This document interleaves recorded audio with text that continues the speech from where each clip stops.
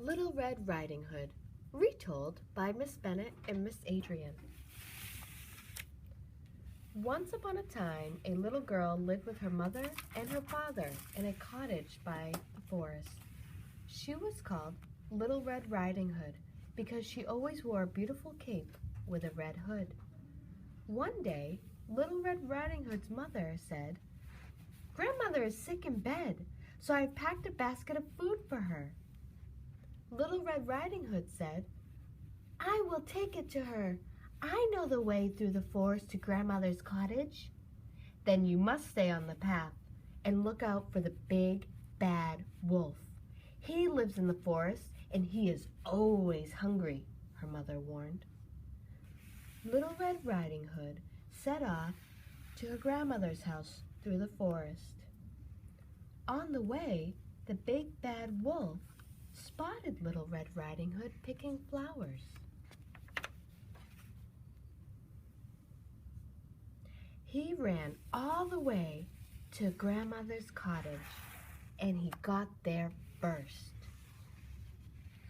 Grandma peered out the window and said, "Oh, the big bad wolf is here!"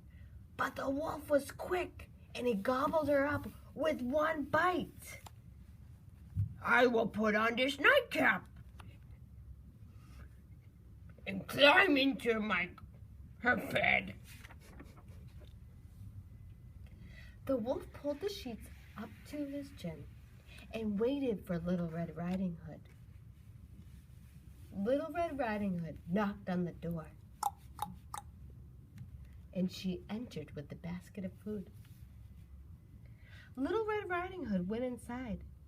She looked at the wolf who was lying in Grandmother's bed. "Oh, Grandmother, what big ears you have!" "Well, the better to hear you with, my dear." "Oh, Grandmother, what big eyes you have!" "Oh, the better to see you with, my dear." "But Grandmother, what big teeth you have!" "Well, the better to eat you up, my dear." Then the wolf jumped out of the bed, and Little Red Riding Hood called for help. "Help! Help!" Little Red Riding Hood's father ran out of the forest.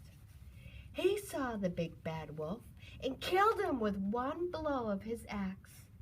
And out popped Grandmother, safe and sound. "The wolf is dead, Little Red Riding Hood, and you are safe."